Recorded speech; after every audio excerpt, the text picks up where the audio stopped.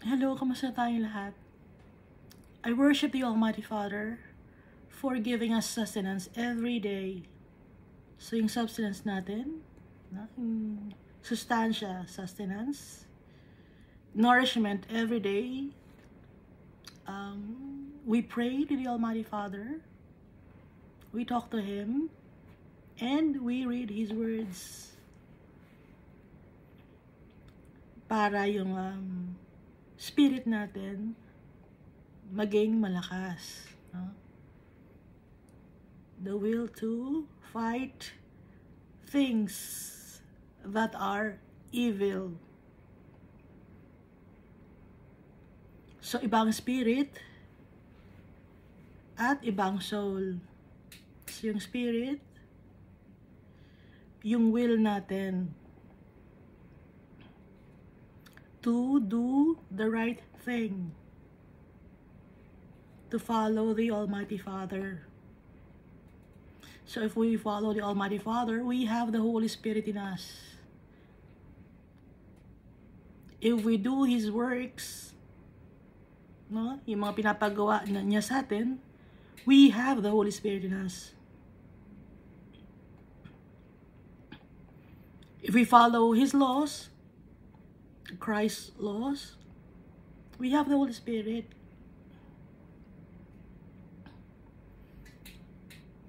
But if we are rebellious, no? Kung rebellious tayo, we don't have the Holy Spirit. It's the evil spirit. Laging dalawa lang naman yun eh. And then yung soul natin, iba, no? Ibang spirit sa soul. Yung soul natin was created by the Almighty Father. Lahat ng soul created ni Almighty Father. Kahit yung mga wicked people, yung soul nila created by the Almighty Father. But then yung spirit nila ng mga wicked people, they want to follow evil deeds, no? Ang gagawin ni Almighty Father, itatapon yung soul nila sa Hades. Kung rebellious, wicked. Pero if we follow God's commands, yung soul natin, it will go to our Father. So, ang mga tao, hindi talaga nawawala. Yung physical body lang natin ang nagdeteriorate, no? At nagiging lupa uli. Pero yung essence, yung soul, babalik kay Almighty Father. And kung hindi naman kay Almighty Father, kung wicked, ayusin din si Almighty Father, mapupunta naman sa Hades.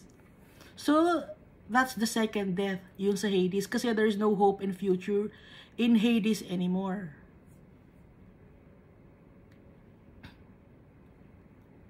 And I praise Jesus Christ kasi napagdaanan niya ang mamatay. He died on the cross and after 3 days, He rose again. So, proof yun na tayo ay mabubuhay uli. At pag nabuhay tayo uli, makakasama natin yung tatay natin, yung tunay na family natin in heaven. Kaya dapat lagi tayong mag-pray and read the Bible. Wala akong sinasuggest sa inyo na iba, but to pray and read the Bible to know what our Father wants us to do, to know the truth about Jesus, about our Father, and about the Holy Spirit, and about our purpose. The Bible, the manual ng buhay natin.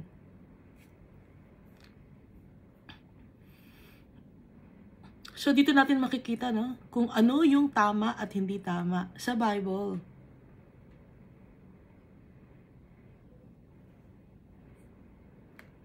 Ito yung pinaka oldest scroll nga ang tawag, di ba dati? Scroll, hindi pa book. Scroll. Kasi hindi pa siya ano man tawag doon? Naka-print or naka-bind. Kundi, naka-roll. No? So, ito ang pinaka oldest.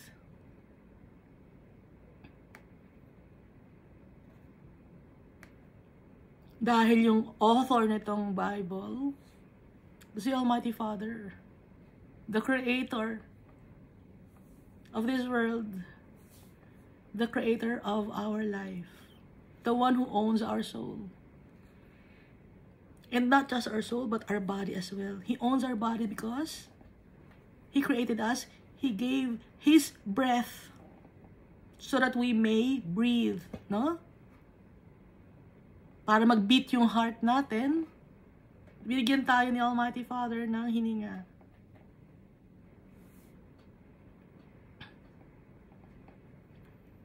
So, hindi gaya ng sinasabi ng science na out of nowhere. Nabigla na lang merong sumabog. Kasi yun ang turo ng science, di ba?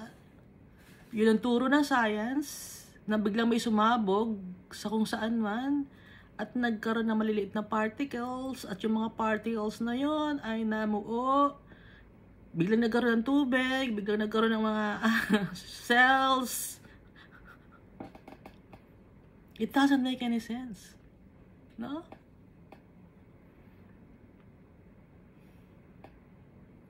Galing sa outer space daw.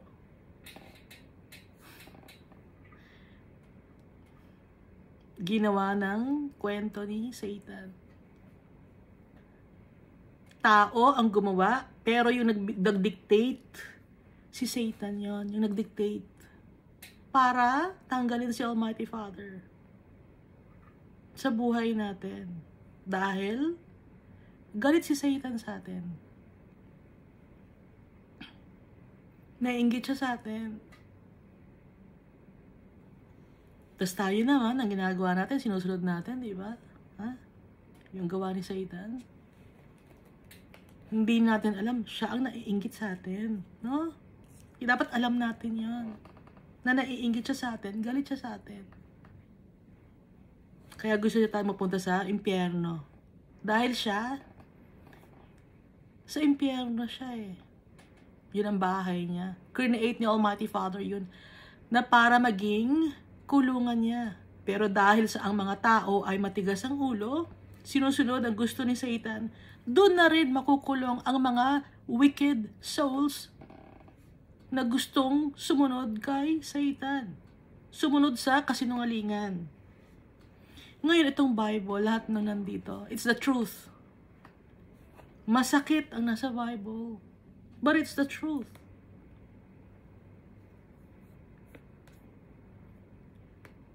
Si Almighty Father, He's all for the truth. Ayaw niya ng kasinungalingan. Ang father of all lies, si Lucifer, si Satan. But if you are for the truth, then you are for the Father. Ano ba ang truth? Nandito lahat sa Bible ang katotohanan. Wala nang iba kang makikitang totoo, kundi ang Bible lang. Yung mga history books, hindi tayo sure. Yung mga science books, hindi tayo sure.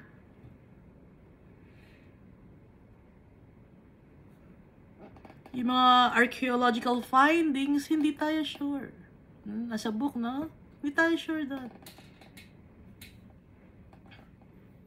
Questionable yung mga taong nagsulat nun. Kahit yung sinasabing mga geniuses, sino ba mga geniuses na scientists? Naisipin nyo na kung sino yung mga geniuses na scientists. Limited ang kanilang knowledge.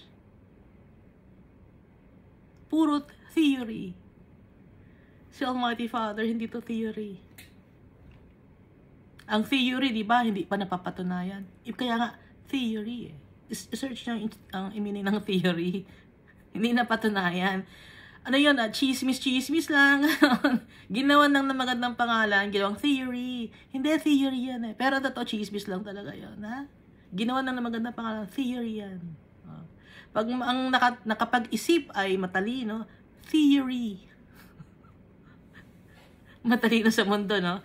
Pero pag, kung dyan lang sa tabi-tabi, chismis. Pati ang psychology.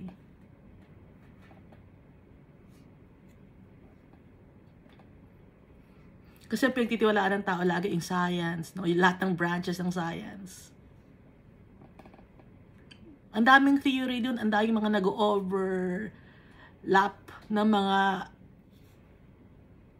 nag-overlap, tapos may discrepancy, ang dami. Kung i-check nyo, so, ang nagsulat nun, mga tao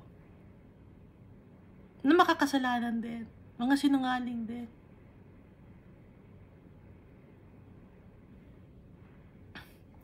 Kilala niyo si Copernicus, no? I-check nyo yung ginawa ni Copernicus ng mga ibang books. Puro sa pagkakaperahan.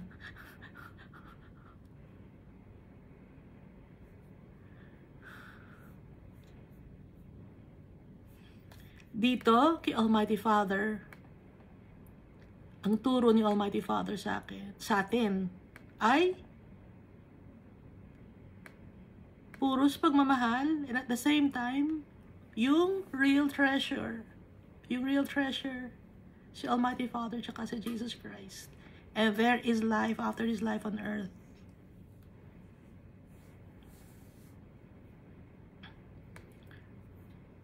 So last time, no, we read Isaiah chapter 43.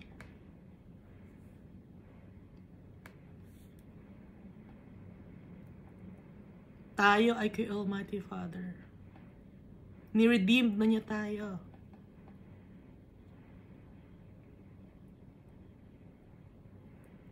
At lagi siya sabi ni Almighty Father, fear not, for I am with you.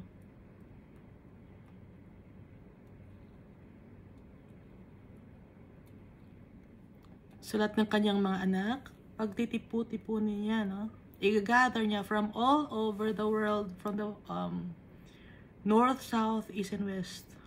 4 corners of the world.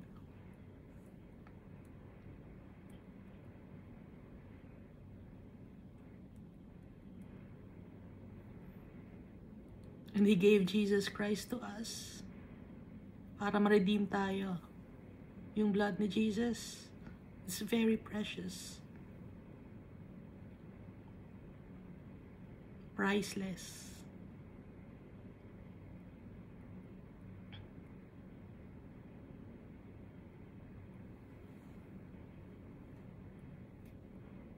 Si Almighty Father, siya ang Alpha and Omega. The beginning and the end.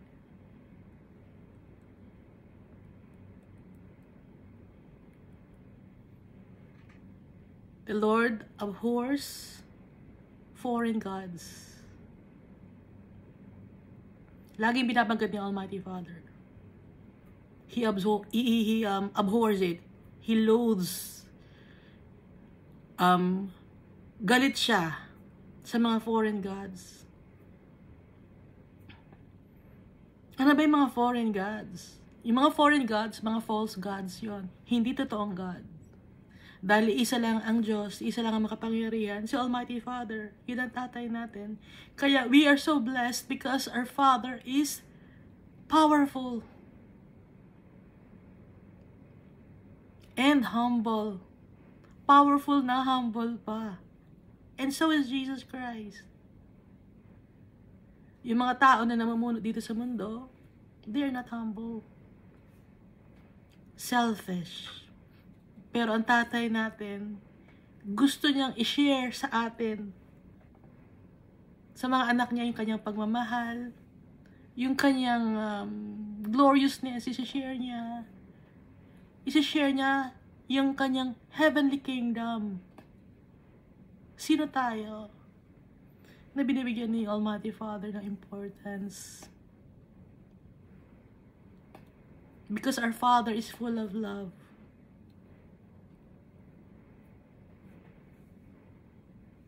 Hindi niya makontain yung kanyang pagmamahal. Kailangan niyang i-share. Yung goodness niya, yung kabaitan niya, kailangan niyang i-share.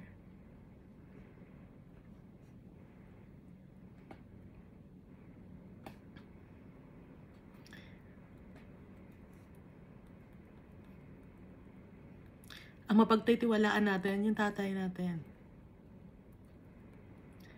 Nakakapag-part siya ng sea. Dagat, no, na paghihiwalay niya gaya nung time ni Moses. At ginawa niya uli yun nung time ni Joshua. Alam niyo ba yun?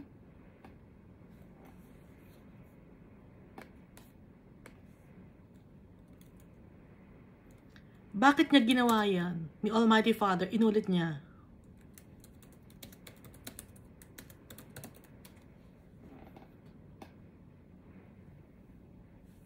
Joshua chapter 3, verses 16 up to 17.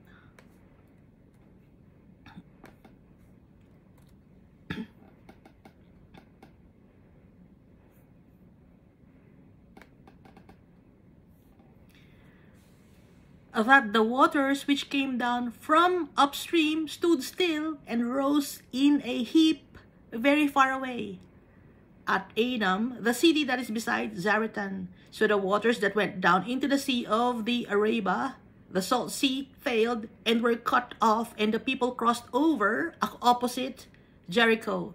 Then the priests who bore the ark of the covenant of the Lord stood firm on dry ground in the midst of the Jordan. And all Israel crossed over on dry ground until all the people had crossed completely over the Jordan. 2 beses ginawa ni Almighty Father. So kung i-explain ng science, 2 beses ba? Nagkataon ba? Gusto ng science i-discredit si Almighty Father. Alam ni Almighty Father, kaya 2 beses niyang ginawa. Kaya niyo ako i-discredit 2 beses ginawa. Parang gustong sabihin ni Almighty Father, no? 2 beses kong ginawa, ano? I-discredit niyo ako. Kung kay Moses, sasabihin niyo, nagkataon lang yon. O ito, 2 beses. Kay Joshua, ginawa ko ulit. Kung masasabi ni Almighty Father, no? Kung kakausapin ni Almighty Father, yung mga tao sa science. Ha? Hindi mapagkakatiwalaan. Maraming tao hindi mapagkakatiwalaan. Mapagkakatiwalaan natin yung tatay natin. 2 beses ni Almighty Father ginawa yung pagpapas ng mga tao sa water, no? Nagpart yung Jordan. Naka-cross over sila sa Jordan. So yun yung Sea of the Arabah, the Salt Sea. So alam natin, ano, 2 beses. Kaya hindi may pagkakaila.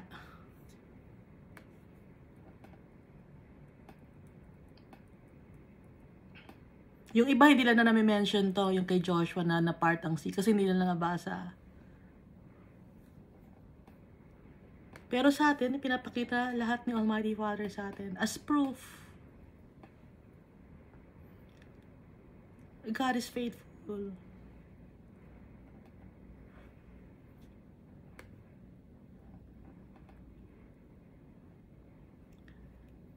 At tayo, kahit makakasalanan tayo, papatawarin niya tayo. Siya ang mag-quench ng soul natin.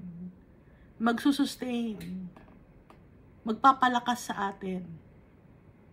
Paano mapapalakas yung soul natin? Pag nandun na tayo sa kaharian ni Almighty Father, we will have eternal life. For now, ang sinusustain niya yung spirit natin, no? Nasa atin ang Holy Spirit. That's why we need to pray every day and read the Bible. Kasi maraming mga trials and tribulations tayong pinagdadaanan araw-araw. Kaya kailangan malakas ang ating spirit. Mapakain ang ating spirit.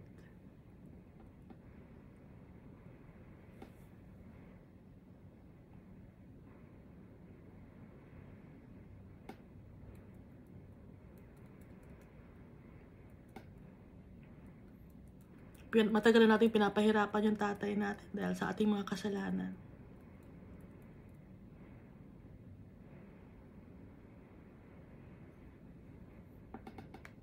Pero dahil sa kanyang pagmamahal, tatanggalin niya yon, yung kasalanan natin. At hindi na aalalahanin ng tatay natin yung kasalanan natin.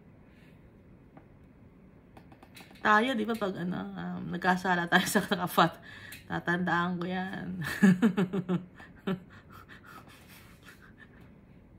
Tatandaan ko yung kasalanan mo na yan. Ha? Si Almighty Father, hindi. I will not remember your sins. At anong sabi ni Almighty Father dito? Put me in remembrance. Alalahanin ninyo ako. Recognize me. Respect me. Hindi natin nire-respeto yung tatay natin. Nalulungkot ako. Kung kayo ba, no? Parang nagmamakaawa si Almighty Father. Put me in remembrance. Tandaan ninyo ako. Huwag niyo akong kalimutan.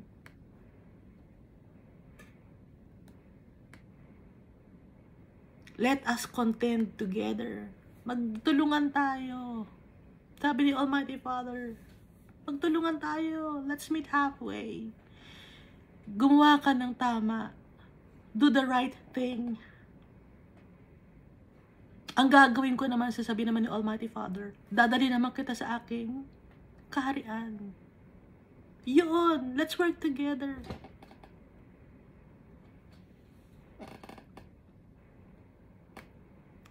Sino tayo, no? Para bigyan ng importansya. State your case that you may be acquitted. Sabihin mo sa akin, ano ang gusto mo? Masatisfy ka? Masasatisfy ka? Meron kang kulang sa buhay mo? Bibigay ko sa'yo lahat ng kulang sa buhay mo. Gusto mo ng kayamanan? Sasabihin ni Almighty, bibigyan kita ng kayamanan at yung kayamanan na ibibigay ko sa'yo, hindi yun mawawala, hindi mananakaw yun. Pero, iba ang isip ng tao. Ang isip ng tao, ang kayamanan dito sa lupa. Pero hindi yung sinasabing kayamanan ni Almighty Father. Ang kayamanan na binibigay ni Almighty Father sa atin, hindi nasisira, hindi nabubulok. Siya ang ating kayamanan. Hindi naisip ng tao. Maikli ang isip ng tao. Foolish ang tao. Your first father sinned. Si Adam, kasala. Pati mga mediators. Yung pumapagitna. Sino ba yung mga pumapagitna? Para kay Almighty Father. At saka sa tao. Sino yung pumapagitna? Di ba marami kayong mga mediator na ginagawa? Iisa lang sa atin, as followers of Christ, iisa lang ang mediator natin, si Almighty Father. Si Jesus Christ ang mediator natin. Pero ang binabanggit na mediator dito ni Almighty Father, yung nagkukunya-kunyari ang mga mediator, high priests, leaders, no? Preachers, reverends, kunya-kunyarian. Kaya ang gagawin ni Almighty Father, dahil sa mga taong hypocrites,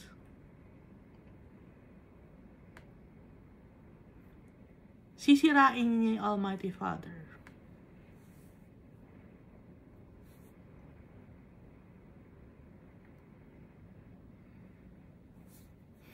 At ibibigay sa kanya ang curse.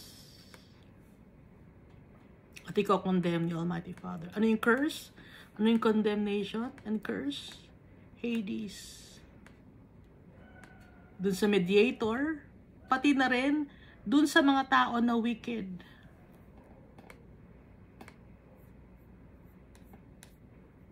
Walang mapagkatiwalaan si Almighty Father sa atin. Si Jesus Christ, pinagtiwalaan ni Almighty Father. At hindi binigo ni Jesus Christ, yung Almighty Father. Kaya tayo masasave by calling on to the name of Jesus Christ. Gagamitin natin ang pangalan ni Jesus Christ. We will listen to Jesus Christ. We will follow the path that He traversed. Kung saan siya dumaan, doon tayo dadaan. Ginawa na ni Jesus Christ yung path to the Almighty Father. Wala na lang tayong gawin, kundi susundan na lang natin yung path na ginawa ni Jesus Christ. At si Jesus Christ nagpapatawad ng kasalanan ng tao. Kaya God, siya like the Almighty Father. I-shinare ni Almighty Father ang gloriousness niya kay Jesus Christ. No? Inuulit-ulit ko lang para malaman ninyo. Sa mga hindi pa nakakaalam. No? So, dito tayo sa Isaiah chapter 44.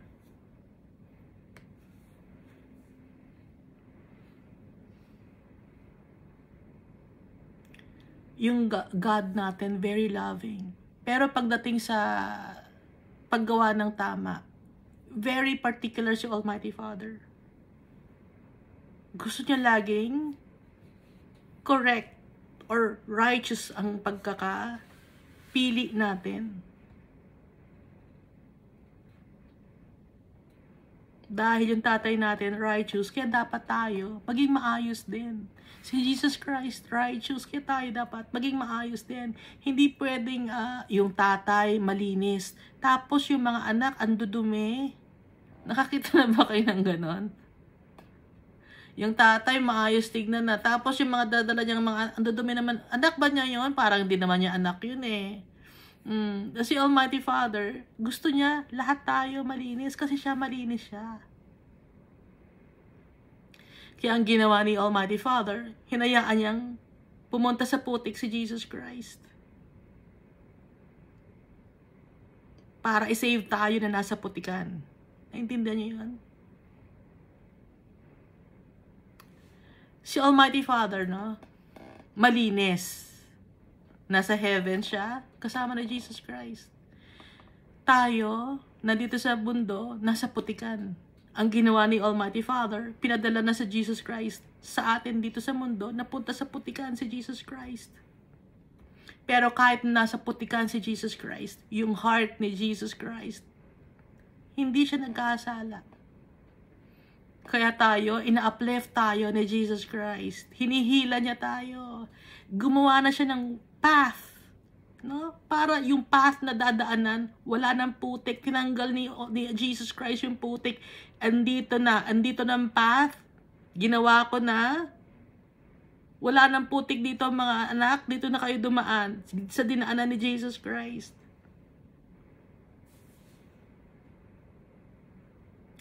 Iintindihan niyo ba yun? Hindi pa rin naiintindihan ba?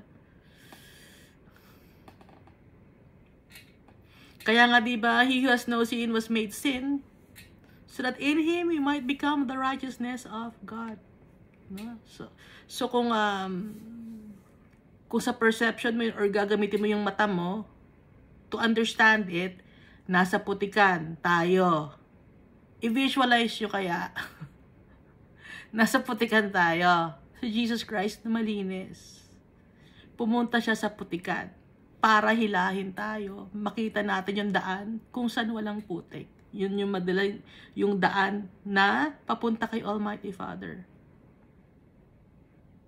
Yung daan na papunta kay Almighty Father, no? Yung path na yon, tinanggal na ni Jesus Christ yung putik.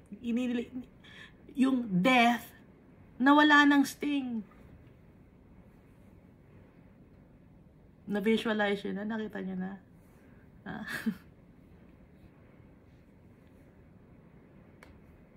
Para kasi baka hindi nyo maintindihan sa utak. So, i-visualize niyo para maintindihan, no?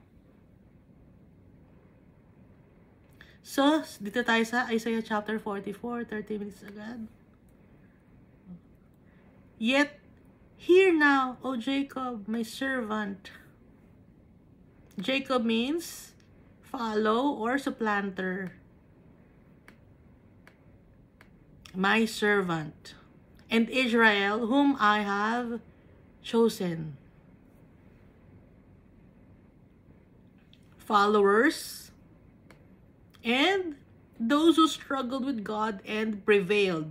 Para maintindihan ninyo, kasi pag sinabing Jacob and Israel, medyo hindi nyo maintindihan, ano? Kaya ginagamit natin yung meaning ng Jacob and Israel. Kaya ginamit ni Almighty Father yung Israel and Jacob. Ha? Yet hear now, O follower, my servant, and Israel, he who struggled with God and prevailed. Kasi lahat tayo nag-struggle sa mundo na to na meron tayong mga trials and tribulations, testings, no? Nag-struggle tayo. And those trials and tribulations were allowed by the Almighty Father so that we may be saved. And He may know whose are His. Kaya nga, whom I have chosen. Thus says the Lord who made you. Si Almighty Father ang gumawa sa atin. And formed you from the womb, who will help you.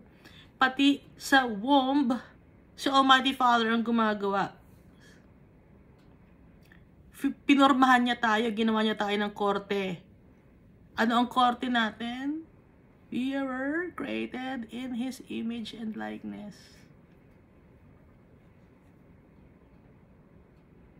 No, nasa Book of Genesis yun, di ba?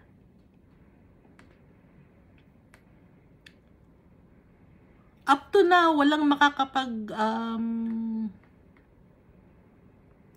kopya kung paano nagiging tao ang mga cells na nagkakaroon ng, ang tawag doon, nagiging dalawa, diba? Tapos nagiging apat, hahati-hati yung mga cells. Napag-aralan niyo ba yon sa school? Hanggang ngayon, walang makagawa nun. Si Almighty Father lang. Imagine, pare-parehong cell, saan napupunta yung ilong? O paano naging ilong yun? Paano naging... Si Almighty Father, siya ang nagpoporma sa womb. Kaya siya ang tutulong sa atin. Powerful. Tatay natin. Fear not, O Jacob, my servant. Huwag tayong matakot. Laging sinasabi ni Almighty Father, fear not. Kasi nakakatakot. Sa mundo na to. Ha? Hindi ba kayo natatakot? Nakakatakot talaga, no? Pero, sabi ni Almighty Father, fear not. Lagi niyang sinasabi, huwag kayong matakot. O Jacob, my servant, my follower, my servant, and you, Jeshurun, whom I have chosen. Jeshurun means, came from the word Yasher, meaning upright. And you, upright, or righteousness, nasa tama, whom I have chosen. Pinili kita. So tayo, hindi tayo ang pumili kay Almighty Father. Siya ang pumili sa atin. For I will pour water on him who is thirsty. Literal ba ito na tubig? Ito, ibig sabihin ito, si Almighty Father ang mag-nurture sa atin. Siya ang tutulong sa atin.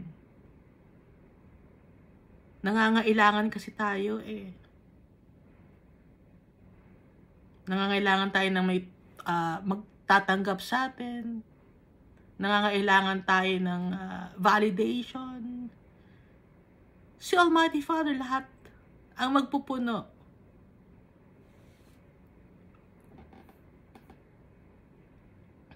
Hindi tayo makakuha ng validation sa kapwa-tao natin dahil pati yung kapwa-tao natin insecure din, no? Si Almighty Father. Secured tayo kay Almighty Father. And floods on the dry ground. Sa dry ground, yung barren land, no? Floods. Satisfaction and contentment. I will pour my spirit on your descendants. Pati yung spirit ni Almighty Father sa mga descendants. Example, no? Si David, descendant niya, si Solomon. God poured His Spirit on Solomon, but Solomon sinned. Kaya, na-stop yung kanyang kaharian dahil mahal ni Almighty Father si David. Si Solomon, nandun pa rin ang blessing kay Solomon because of David, pero yung kay Solomon na mga anak, nahati yung kaharian ng Israel. Isa naging Judah, yung isa naging Israel. Kaya dapat, pati anak matututo, ganon. Para hindi mawala yung blessing ni Almighty Father.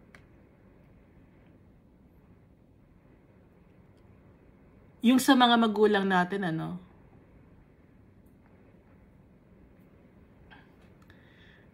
may mga pagkukulang, yung mga ninuno natin, ng mga ninuno. Nawala yung blessing ni Almighty Father. Pero tayo ngayon, dahil sa pinili niya tayo, ibinilag ni Almighty Father yung kanyang blessing sa atin. And blessings is not only monetary. Nakala ninyo earthly blessings. Hindi lang yon. More so, yung everlasting life. Yung inheritance. And my blessing on your offspring.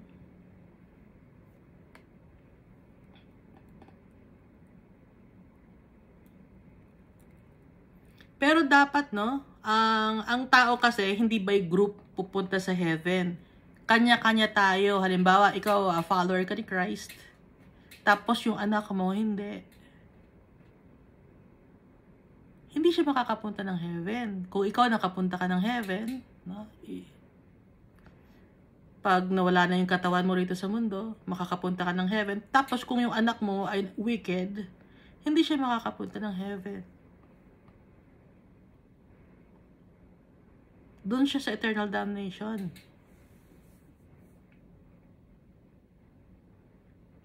Ulitin ko, yung mga souls natin, God created it. Lahat yun. Hindi yun by batch na, ito, meron na tayong bagong gawang soul, kailangan maging tao na to. Hindi yun yung parang factory, Hindi ganon. Isang beses lang tayo ginawa ni Almighty Father, sabay-sabay. So, up to now, meron pa ring mga flames of fire in heaven na kailangan maging tao. Kaya nga, sa end of time, sabay-sabay ibibigay ni Almighty Father yung inheritance natin kasi sabay-sabay niya ang ginawa ang mga souls. Nagkakatalo lang dun sa kung sino ang dapat maunang maging tao. Yun ang nagkakatalo kung sino ang maunang mapanganak, susunod na ipapanganak. Yun ang by batch. Pero yung soul natin, sabay na yon, isang gawaan lang ni Almighty Father yon, flames of fire.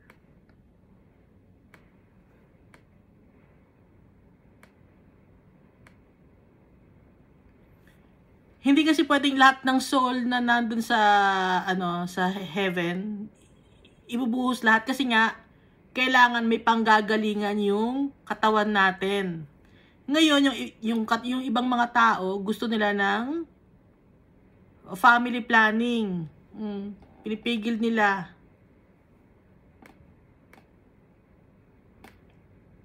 Sinusubay nila si Almighty Father. Hindi nila alam, akala nila tama yung ginagawa nila. Kasi they are being blinded by the devil. And so is this government.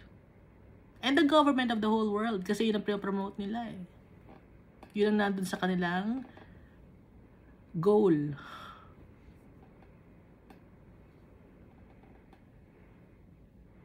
Due to greediness, no?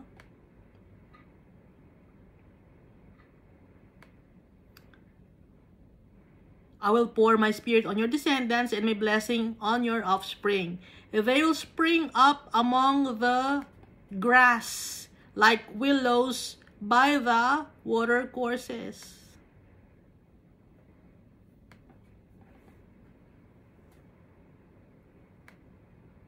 Tutubo, no? Mag-emerge, mag-arise among the grass. Di ba yung grass usual plant lang yon? So, sa usual plant na yon, merong tutubo doon na mga blessings ni Almighty Father na mga descendants. Like willows by the water courses. Yung water courses, channel yun ng water. No? Na dinadaanan ng water. Doon nagpo-flow yung water. Pero, may tutubo na willow or plants or shrubs. Parang bigla-bigla na lang ganon. Yung surprise. Parang ganon. Surprise! May bagong tubo na bagong halaman na puro grass naman ang tinanim mo. Pero ba't may nag-spring up na kakaiba? Ganon. Or puro tubig naman dito. Bakit merong tumubo na mga halaman? Yon. Mga ibang species, no? Or ibang bagay na tumubo. Yun ay dahil sa power ni Almighty Father. Ganun ang gagawin ni Almighty Father na blessings niya sa mga descendants or offspring. Dahil ibubuhos ni Almighty Father ang kanyang Holy Spirit.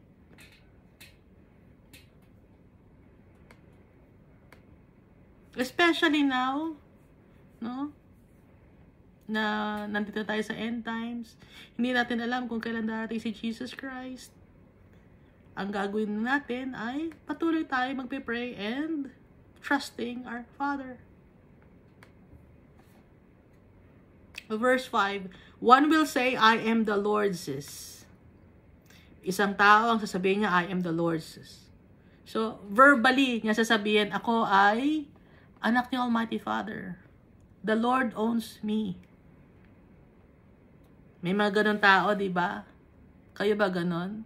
Dahil tayo ay believers of Christ and the Almighty Father. The Lord owns me. I am His. He owns me. He owns my soul. He owns my body. Another will call himself by the name of Jacob. Yung iba naman ang sasabihin nila. Ano ba yung Jacob? Meaning ng Jacob is follower. I am a follower of Christ. I'm a follower of the Almighty Father. I'm a follower of Jesus. I'm a follower of the God of Abraham, Isaac, and Jacob.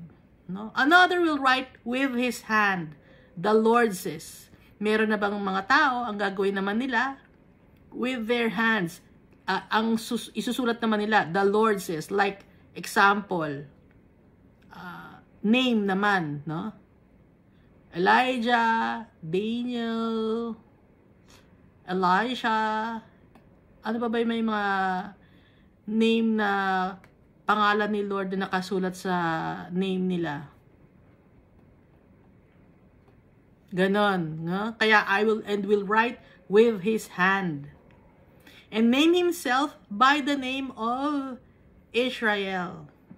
At anong gagawin niya? I-acknowledge niya na he struggled with the things in this world and he prevailed because of the Almighty Father. No? Di ba ganun ang ginagawa natin? Ganun ba ang ginagawa ninyo? Na isa tayo sa sasabihin natin, I am the daughter of the Almighty Father. Or yung iba naman, I am a follower of Jesus. Iba naman, yung name nila, may pangalan ni Jesus or ni Almighty Father nakadugtong sa pangalan nila. No? Kay Jesus lang at saka kay Almighty Father, binabanggit natin. Wala tayong ibang binabanggit na mga santo. Kasi, nakalagay dito, sabi ni Peter, huwag niyo akong sambahin. Sabi ng angel, huwag niyo akong sambahin. Kaya, ang sasambahin lang natin, ang i-worship natin, si Almighty Father at saka si Jesus Christ. Anong tawag ni Jesus Christ sa kanyang nanay? Ginang. At anong sabi ni Mary? Gawin ninyo kung anong gusto niya. Ibig sabihin, hinayaan ni Mary na kung ano ang gusto ni Jesus, yun ang susundin ng mga tao. Hindi ang kung ano ang sasabihin ni Mary. Nakalagay sa Bible yon. Hanapin ninyo kung hindi nyo pa nababasa. Kaya, lagi kong sinasabi sa inyo, magbasa tayo ng Bible.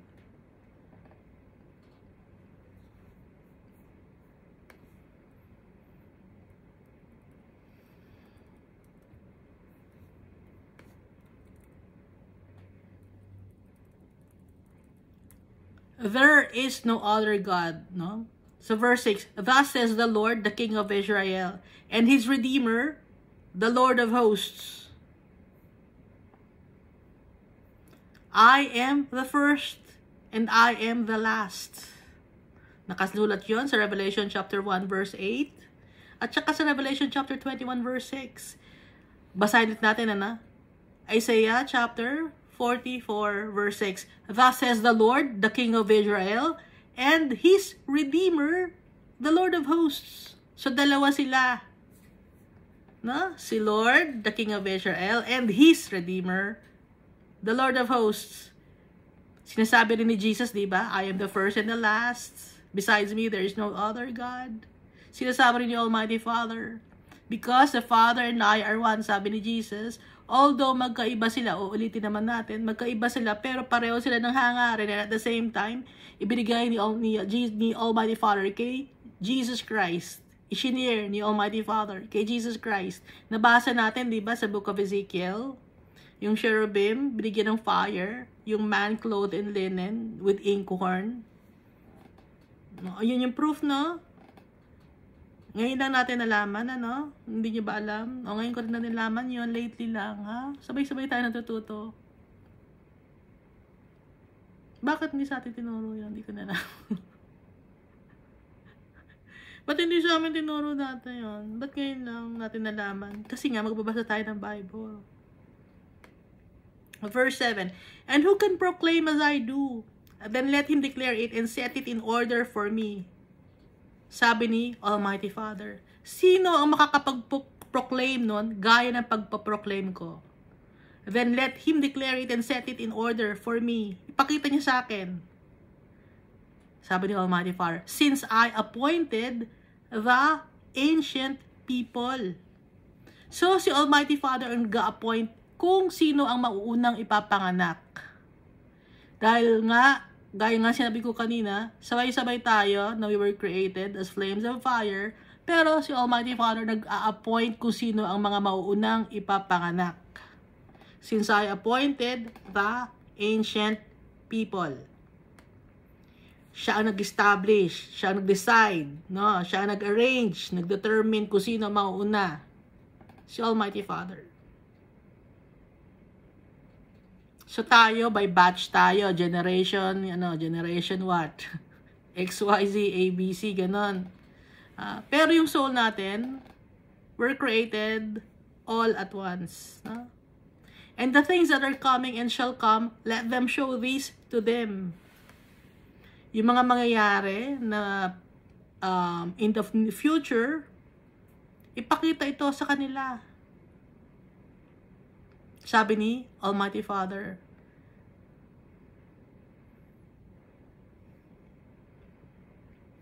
So tayo as followers of Christ, of the Almighty Father, sasabihin natin, dahil nandito sa Bible, yung mga bagay that are coming and shall come, let them show these to them. Ipapakita natin sa mga tao. Utos ni Almighty Father.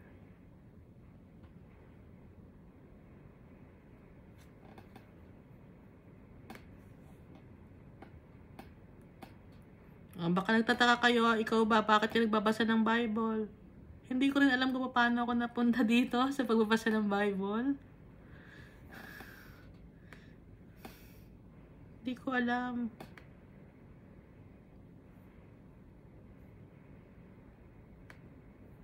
Ang alam ko, yung tatay ko, si Almighty Father. Yun ang alam ko.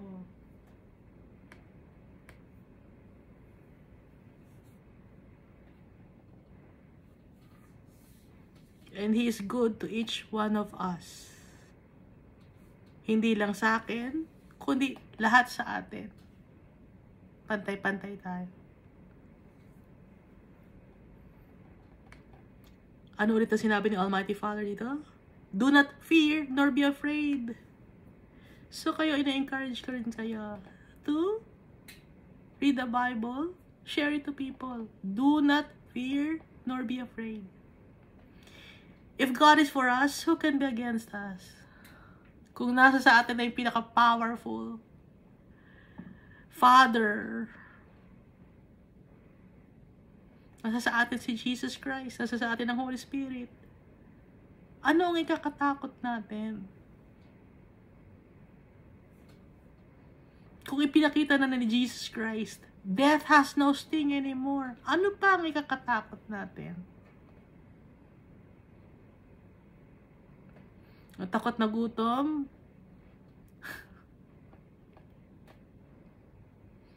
Anong sabi ni Almighty Father? Yung mga halaman, magaganda ang damit, yung mga bulaklak, no?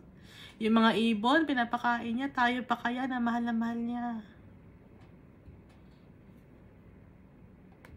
Kaya, do not fear nor be afraid.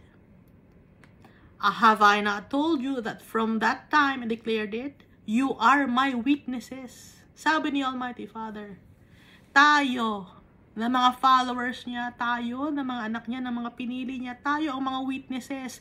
Tayo ang magte-testify to the whole world that our Father is powerful and mighty and good and full of love. And that He redeemed us already. We are our God's witness. Tayo ang magte-testify. Kaya wag tayong matatakot. Do not fear nor be afraid. Is there a God besides me? Sabi ni Almighty Father. Meron pa bang ibang Diyos maliban sa akin? Indeed, there is no other rock. I know not one. Wala nang iba pang bato. No? Yung bato na naririnig nyo, nickname lang yon. Wala nang ibang bato, baka sabihin si Peter. Hindi, binamotivate lang ni Jesus Christ si Peter. Kaya nga di ba binanggit ni Peter sa 1 Peter, no? Basahin niyo lang doon. You are a stone, the cornerstone is Jesus Christ. Na na-establish ni Jesus Christ yung na siya yung cornerstone. Si Jesus Christ ang cornerstone. At tayo ay mga stone. Naintindihan ninyo? Si Peter nagsabi kasi naintindihan na niya kung bakit siya tinawag na stone ni Jesus Christ. Naintindihan na niya. Kaya naisulat na niya dun sa 1 Peter. Gusto niyo bang makita? Di ba nabasa na natin yon?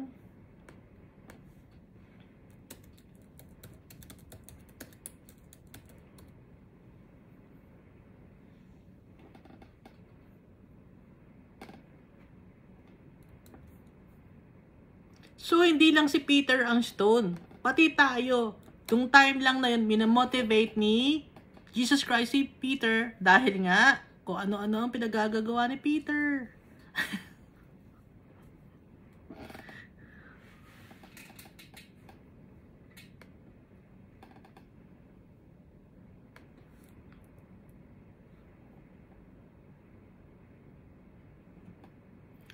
First Peter chapter 2 verse 4. As you come to him, a living stone rejected by men, but in the sight of God, chosen and precious. You yourselves, like living stones, are being built up as a spiritual house to be a holy priesthood, to offer spiritual sacrifices acceptable to God through Jesus Christ. For it stands in Scripture, behold, I am laying in Zion a stone, a cornerstone, chosen and precious, and whoever believes in him will not be put to shame. So the honor is for you who believe, but for those who do not believe, the stone that the builders rejected has become the cornerstone. Verse 9, but you are a chosen race, a royal priesthood, a holy nation, a people for His own possession. Kaya nga tayo din ay rock. Naintindihan nyo na? Hindi lang si Peter ang rock. Tayo din. Tayo, mga small rock tayo. Pero yung cornerstone, pinakamalaking stone na hindi matitibag, ang tatay natin. Indeed, there is no other rock. I know not one. Naintindihan na natin? Kaya hindi natin dapat sinasama si Peter. Naggawa pa kayo ng simbahan ninyo na pinangalan yung Peter, hindi nyo naiintindihan. Hindi nyo naiintindihan. Ba't ganun nyo hindi naiintindihan? Kasi gawa lang kayo ng gawa, hindi kayo babasa ng Bible eh. Yung ninuno nyo. Kaya ngayon, ang tagal, naligaw ang mga tao. At yung mga tao na yun, sinira nila ang Bible. Sinunog nila. Ayaw nilang ipatranslate sa ibang language dahil maiintindihan ng mga tao. Pero ngayon, hindi nila mapipigil si Almighty Father. Malalaman ng tao ang katotohanan. Alam na ngayon ng tao ang katotohanan. Na ang stone, si Almighty Father, and that the builders rejected has become the cornerstone, si Jesus Christ. At sino si Peter? Apostle of Jesus Christ. One of the apostles. Just like John, hindi ko nakabisado, Andrew, James the Great, James the Lesser, si Matthew, sino pa ba? Kalimutan ko na. Bartholomew, Thomas, kabisado niyo ba? Yung 12 apostles. And Matthias, no? Wala na si Judas.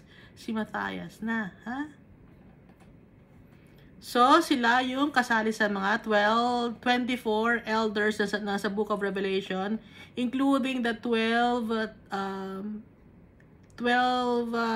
elders or 12 sons of Israel. So, sila yung 24 elders. Okay? Dito na tayo sa verse 9. Mag-isang oras na verse 9 pa lang tayo. Verse 9. Those who make an image, all of them are useless. Diretso ng sinabi ni Almighty Father. Those who make an image. Ano ba ang image?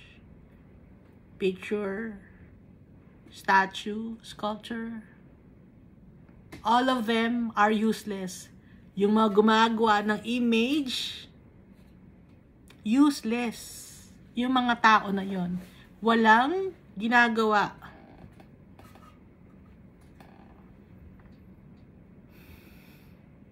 Baka sabihin, hindi, ang sipag nga gumawa ng image nun eh. Kaya sinasabi ni Almighty Father na useless. Pag masipag ka rito sa mundo, nagpapayaman ka, useless ang ginagawa mo, tamad ka. Dahil ang gusto ni Almighty Father na masipag, yung nagtatrabaho para sa Kanya. Nag-store ng riches in heaven. Ngayon, kung gumagawa ka ng image, hindi gusto ni Almighty Father yon, yung pagpapagod mo dito, pagpapayaman mo rito, useless yon, wala kang madadala. And their precious things shall not profit. Lugi ang negosyo. Ha? Doon sa gumagawa ng image. Bakit lugi? Hindi, ang dami na nga nakinitang pera na nagbebenta siya ng image. Kimuita nga siya ng pera, pero kay Almighty Father, baliwala yun. Hindi siya nakapag-store ng riches in heaven. Because their precious things shall not profit. Walang kwenta. Gawa pa sa ginto. Hindi ko salita to. Salita to ni Almighty Father. Ha? Wala akong magagawa kung magagalit kayo sa akin. Nasusundin ko yung tatay ko. They are their own witnesses. They neither see nor know that they may be ashamed. So, ang ginagawa ng mga tao na gumagawa ng mga graven image, shamefulness and foolishness. Nakakahiya. Bakit? Ano naman to matinong trabaho naman yun Sa paningin ni Almighty Father, hindi matinong trabaho. Ini-encourage yung mga tao sumamba sa mga gawa ng kahoy, gawa sa semento, gawa sa ginto, gawa sa silver, sa tela. Verse 10. Who would form a god or mold an image that profits him nothing? Sinong magpo-form ng God? Or image, magmamolde? Gumagawa kayo ng molde, ng imahe, na hindi naman kayo magpa-profit. Wala kayong kikitain. Kaya wala kayong kikitain dahil wala kayong madadalang kayamanan in heaven. Hindi natutuwa si Almighty Father. Kaya wala kayong madadalang kayamanan in heaven. Surely all His companions will be ashamed. Pati na ang inyong mga kasamahan ay nakakahiya. They will be shamed by the Almighty Father. And the workmen, they are mere men. Yung mga gumagawa ng image, mere men. What are men? Sinners. Unclean. Selfish. Greedy. Liars. Let them all be gathered together. Let them stand up. Yet they shall fear. They shall be ashamed together. Pag tipon-tipunin silang lahat, tumayo sila, pero takot sila, di ba? Dahil sila ay ipapahiyang sabay-sabay. Sabi ni Almighty Father. Magbukas kayo ng Bible, basahin niyo Isaiah chapter 44. Dito tayo sa verse 11. Any Bible will do. Kahit, baka sabihin nyo, hindi, baka ibang Bible ang binabasa mo, kailangan. Sige, basahin niyo yung Bible na kung anong meron kayong Bible. Basahin ninyo.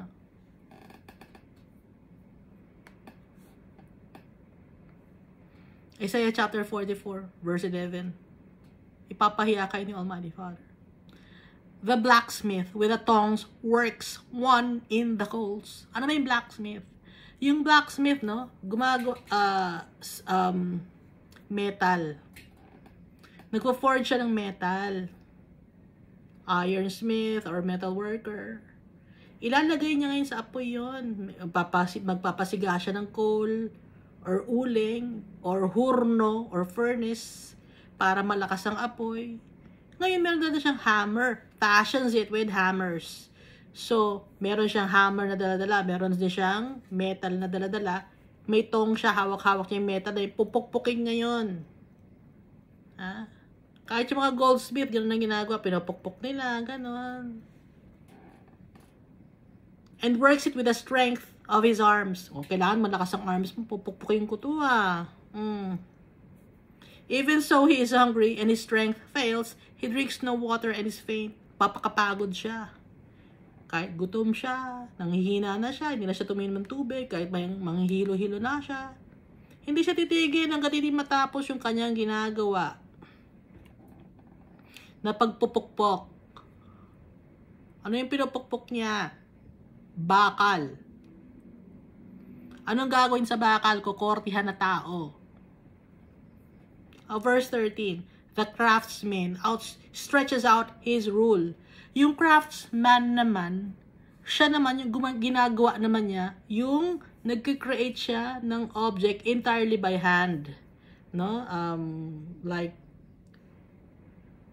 may kutsilyo siya, tinatasahan niya yun, yung wood, sinashave niya yung wood, kukorte ng tao, tapos may, yung pait ba yun? Pangpukpok, martilyo. He marks one out with chalk. Lalagyan niya nga ng chalk or pencil. Ito yung mata. Ito yung ilong. Ito yung bibig. He fashions it with a plane. Ilalagay natin to sa patag na lugar para maganda ang pagkakatayo. He marks it out with a compass. May compass pa. Ang galing ni Almighty Father. Hanggang ngayon na existing pa rin yung compass, diba? O may compass na dala-dala para i-check kung sakto ba yung mata, yung pagkakahiwalay ng mata. Sakto ba yung korte ng ilong sa shape ng mukha? And makes it out like a figure of a man. Gumagawa siya para mukhang tao. According to the beauty of a man, that it may remain in the house. Gumagawa siya according to the beauty of a man. Mukhang tao, para nang sa ganun, nandun sa loob ng bahay, makakatira yung kahoy na ginawa niya or yung metal na kukorting tao. Nakakaya, no? Hindi ba kayo nahihiya? Ha? Si Almighty Father na nagsabi nakakahiya. Totoo naman ang sinasabi ni Almighty Father. Lahat ng sinasabi ni Almighty Father, totoo. Ha? Binabasahan ko kayo ng Bible, salita ito ni Almighty Father. Inuulit ko. He cuts down cedars for himself. Nagpuputol siya ng kahoy. And takes the cypress and the oak. Mga matitigas na kahoy pa to, no? Matataas na kahoy, magagandang klase ng kahoy. So kahit gaano pa gawa, ginto, silver, bakal, kahoy na magaganda. Anong ginagawa? He secures it for himself among the trees of the forest. So pag nakapagputo na siya ng kahoy, ang gagawin naman niya ngayon, isi-secure naman niya yon. Kasi nakaputol siya ng kahoy. He secures it for himself among the trees of the forest. Para ngayon maging secure siya, anong gagawin niya? He plants a pine and the rain nourishes it. Next time, para may maputol ako ulit na kahoy, magtatanim ulit ako dito ng halaman. Para magiging puno na naman na malaki, meron na naman akong supply. Supply para gawing image. Ngayon, lalaki yung puno dahil sa ulan. No. Supply niya yun para sa kanyang future image na gagawin. So verse 15, then it shall be for a man to burn. Dinidescribe dito ni Almighty Father. Step-by-step procedure on how to make an image. Alam ni Almighty Father.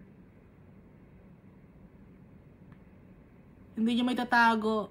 No? Na yung ginagawa ninyo, peke. Alam ni Almighty Father, step-by-step procedure. Nakakahiya, no? Hindi ba kayo nahihiya? Ha? And then it shall be for a man to burn, for he will take some of it and warm himself. So pag nagputol siya ng kahoy, teka muna, ito yung pangit na kahoy, gagawin ko itong pang siga. Ha? Para mainitan naman ako kasi malamig ngayon, may bagyo, kailangan, or wala tayong ilaw ngayon, kailangan natin ng kahoy. Pero itong may parte ng magandang kahoy na to, ito yung gagawin kong mukhang tao. Okay? Yes, he kindles it and bakes bread. Ngayon, dahil sa meron siyang kahoy, ano naman siya? Pugon. Ano to? Mga shavings ng kahoy niya. Nagugutom ako magluluto ako. Gagamitin natin yung kahoy ito panluto ng pagkain. Indeed, he makes a god and worships it. He makes it a carved image and he falls down on it. So, nung nakapagluto na siya ng pagkain niya, nakapagpaningas na siya ng kahoy, tapos, yung kahoy na rin na same wood, ika-carve niya ng image yun, mukhang tao. At ang gagawin ngayon, sasambahin niya, falls down onto it. Hindi ba ninyo sinasamba? Ha? Pag nakakakita kayo ng image, hindi nyo sinasamba, anong ginagawa ninyo? Ha? Sabi nyo, hindi sinasamba, di ba? Ano ang ginagawa ninyo? Display?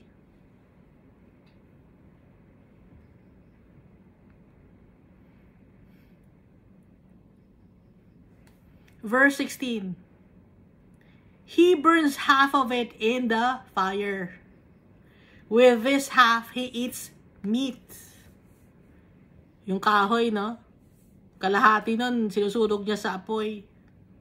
At yung kalahati naman nun, pinanluluto niya para makakain siya ng meat.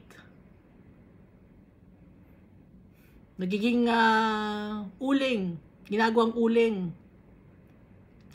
He roasts a roast and is satisfied. Anong ginagawa niya? Nag-iihaw siya, no? Barbecue. Ay, ang sarap nito, barbecue. Oh, saan galing yung kahoy? Ay, yung kahoy, ginawa kong image yun eh. Maganda yung pinili kong kahoy na yun. Perfect yun na image. Pero yung mga hindi magagandang kahoy, na kapartner ng kahoy na yun, eh, gagawa lang tayo ng barbecue. Mag-iihaw tayo. Lechon. Ginawang uling. He even warms himself and says, I am warm. I have seen the fire. Verse 17. And the rest of it, he makes into a god. He carved image. He falls down before it and worships it. Prays to it and says, deliver me, for you are my God. Anong ginagawa niya? Doon sa rest ng kahoy na yun, ginagawa niyang Diyos. Korting mukha ng tao, korting tao. Niluluhuran niya, sinasamba niya, nag-o-offer siya ng bulaklak, nag-o-offer siya ng kandila doon sa kahoy. Nagdadasal siya ron. Tapos nagpe-pray pa siya, deliver me for you are God. Ano mo ako, i-save mo ako kasi Diyos ka. Sabi ng tao sa kahoy. Baka sabihin, hindi naman kahoy yung gamit namin eh. Semento. Kung yung pader ba, kortihan natin ng tao, sasambahin niya ba yon?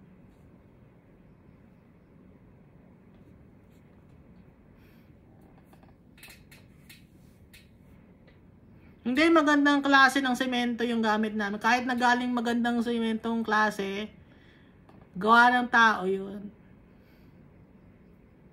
Doon yung inahahalin tulad ba si Almighty Father? Yung bang itsura ni Almighty Father? Yung bang itsura ni Jesus Christ? Binabastos nyo si Jesus Christ. Si Jesus Christ na buhay magmuli. Anong ginagawa ninyo? Nakahiga doon. Nilalagay nyo nakahiga. Bakit? Buhay si Jesus Christ. Sino yung nakahiga na yun na semento na yun, na kahoy na yun? Na binabagyan nyo pa ng damit.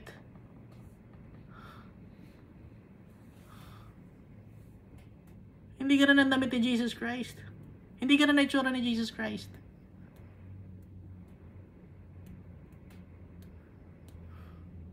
Hindi niyo binibigyan ng kahihiyan si Jesus Christ. Sabihin niyo, yun si Jesus Christ. Hindi yun si Jesus Christ. Buhay si Jesus Christ. Nasa heaven siya. Ipinadala niya sa atin ng Holy Spirit. So, bakit sinasamba niyo? Bakit? Hindi niyo sinasamba? Nilagyan niyo ng di ba? Kandila. Bakit niyo nilalagyan ng kandila? Bakit niyo pinupunasan? Kuminis na. Sa kakapunas ninyo. Kuminis na yung kuminis na to kakapunas ninyo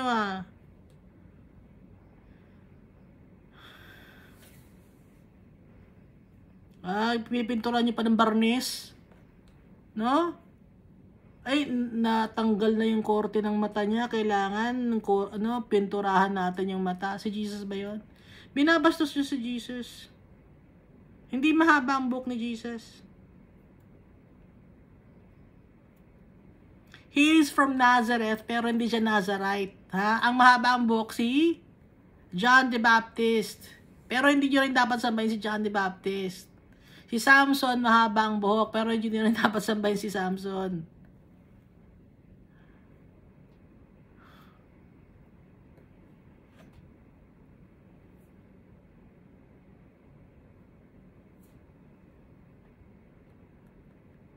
Actually, nung bata pa ako, nakakakita na ako ng gano'n. Natatakot ako. Nakakatakot to. Ba't yun ito ang tsura nito? Hindi ba kayo natatakot? Ako pag nakakita, parang iba to, kakaiba to Bata pa ako, gano'n ako pag nakakita. Baka gumalaw to, nakakatakot to Si Almighty Father, hindi siya nakakatakot. Si Jesus Christ, hindi nakakatakot. Holy, Almighty Father and Jesus Christ, binabastos nyo. Respetuhan? Gusto nyo ng respetuhan? Bakit yung binabastos si Almighty Father tsaka si Jesus Christ yung gusto nyo ng respetuhan? Nakalagay sa Bible So, sino yung sinusunod nyo? Human tradition. Tradition ninyo yon. Bakit? Sino yung gumawa ng religion ninyo? Si Constantine. Ang daming nakatira sa Rome noong time na yon. Lahat ng religion para lang mapacify niya yung mga tao, para matuwa sa kanya yung mga tao. Nag-create siya ngayon ng one religion. Meron kang ganyan, o sige, i-incorporate natin yan sa ating religion. Ay, meron kang yung beads, o isali natin yan. Saan galing yung beads na yon? Lahat ng religion may beads, alam niyo ba yon? Kasi nga pinagsama-sama ni Constantine lahat. Kaya nga nagkaroon kayo ng council, di ba? Pag pinag-aaralan sa school yun, pinag-aaralan namin sa school kasi yon, ha? Nagtataka ako, sino nag-decide nun? Si Almighty Father ba ang nag-decide nun? Hindi niya tinatanong si Almighty Father kung gusto niya yon?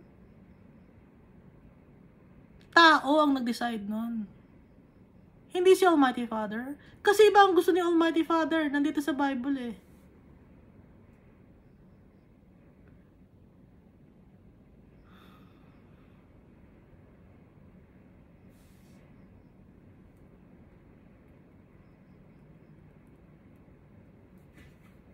Verse 18, they do not know nor understand.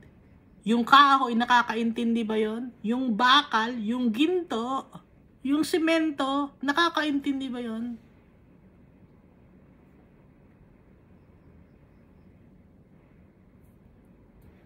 Kaya pati yung tao, hindi rin nila naiintindihan ng ginanang mga ginagawa. Dahil, yun ang kanilang itinuro. Tinuro sa kanila ng kung sino mang mga sinungaling. Sinungaling ang nagturo sa kanila. Sinungaling nagturo sa mga tao. Para mapalayo kayo kay Almighty Father. Hindi nyo naiintindihan. They do not know nor understand, for He has shut their eyes so that they cannot see. Hindi naiintindihan ng tao. Bakit? Sinara ni Almighty Father ang mga mata ninyo. Para hindi nyo makita ang katotohanan. Dahil matitigas ang ulo ninyo. And their hearts, so that they cannot understand, pati na ang puso ninyo, hindi nyo maintindihan. Hanggang ngayon, paulit-ulit na lang, alam ninyo na hindi gumagalaw. Pero patuloy pa rin ang ginagawa ninyo. Bakit? Nakasara yung mata ninyo, hindi nyo makita. Pati yung puso ninyo, hindi nyo maintindihan. Even up to now.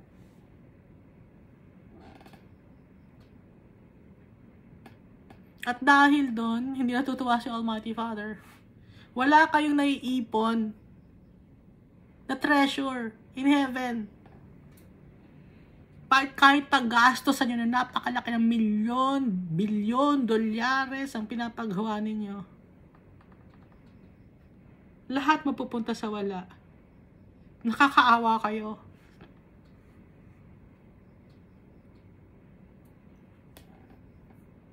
Sabihin nyo, nakakaawa kami, mayaman kami. Oo, mayaman kayo sa mundo.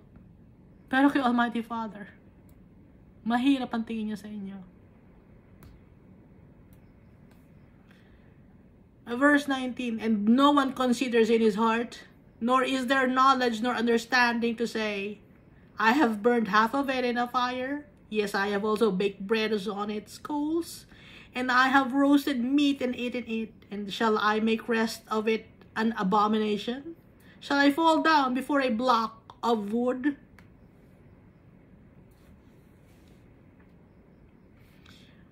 Walang nakakaintindi, no?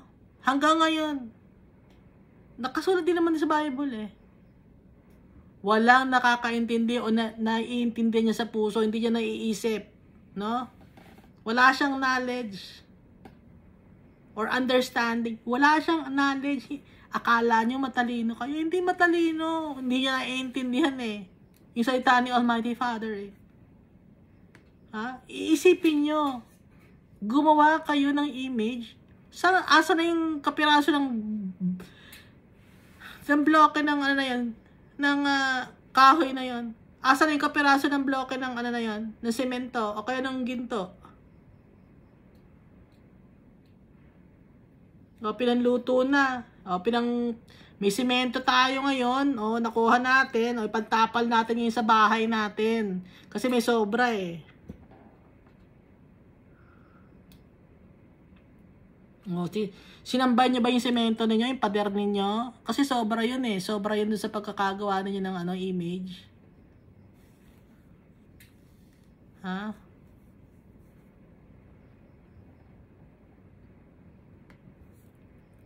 O kaya naman, binenta na, ginawang uling. Hindi, meron kaming, halimbawa, hindi man ginamit nung tao na yon yung kahoy para ipanggatong niya. Hindi, gawa tayo ng uling, ibebenta natin. Ginawang uling, ibinenta. Panluto ng pagkain. Panglechon. Barbecue. And shall I make the rest of it an abomination? Shall I fall down before a block of wood? Ito block ng wood to eh. Pero hindi to korting tao. Pwede ko bang sambahin to?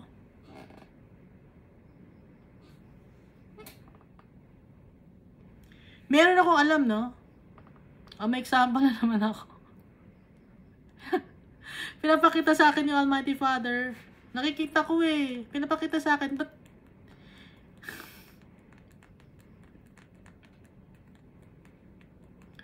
merong isang water jug. Yung water jug nung unang panahon na yon ay gawa sa clay. Ngayon, merong takip yon. Ang tawag doon, tapayan. No? Kasi wala naman dati na takip. Yung clay na jar, yun ang tubigan dati nung unang panahon, nung kapanahunan ko pa.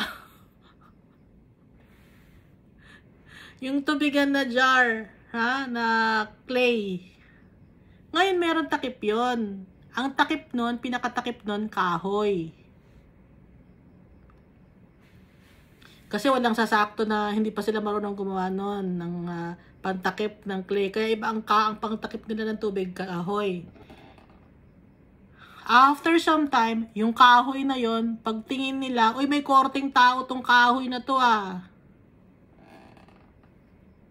Ayun, ang ginawa, sinamba ngayon yung kahoy na yon. Asa na ngayon yung kahoy na yun? Nandun sa simbahan. Sinasamba ng mga tao. Niluluhuran ng mga tao, dinadasalan ng mga tao. Yung takip ng tapayan.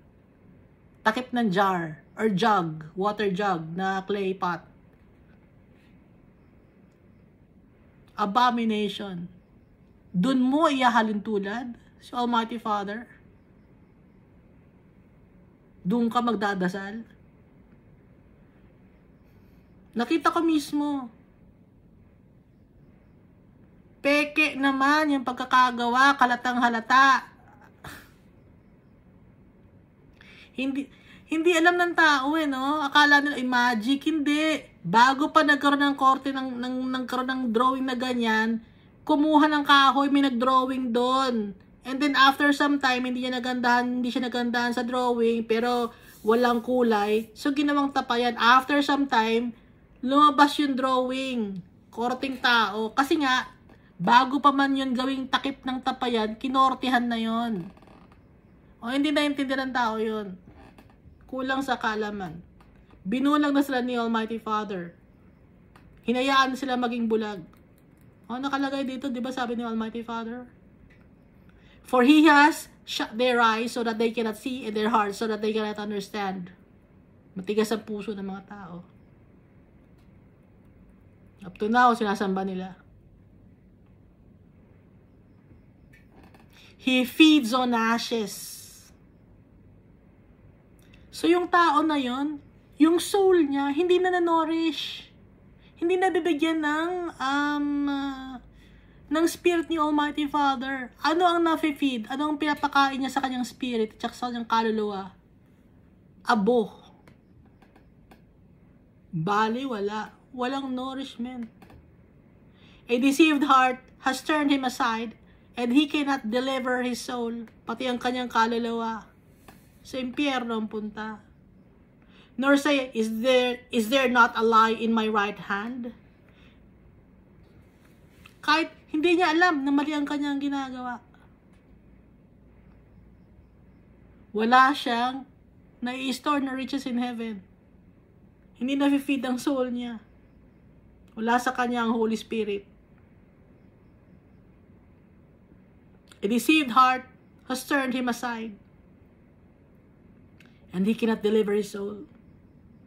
Dahil sumasamba siya sa kahoy, sa bato, sa ginto, na korteng tao.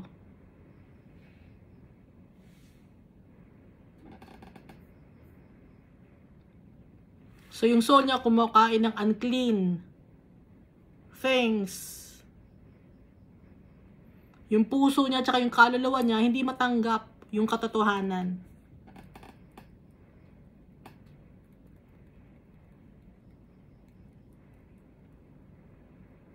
Sasabihin, hindi, ito yung tradition namin. Huwag kang makialam.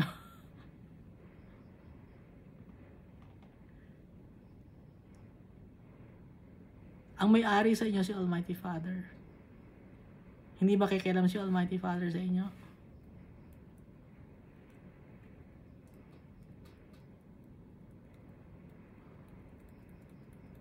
Baka sabihin nyo, hindi naman si Almighty Father sasabi sa amin, ikaw. Dahil ikaw ang binabasa ko ang salita ng Diyos. Bible tong binabasa ko. Kung sinabi ni Almighty Father, siya nagsabi nito, hindi ako. Kaya magbasa tayo ng Bible. Hindi puro pride ang pinapairal ninyo, yung tradition ninyo, na nakuha nyo lang sa kung saan.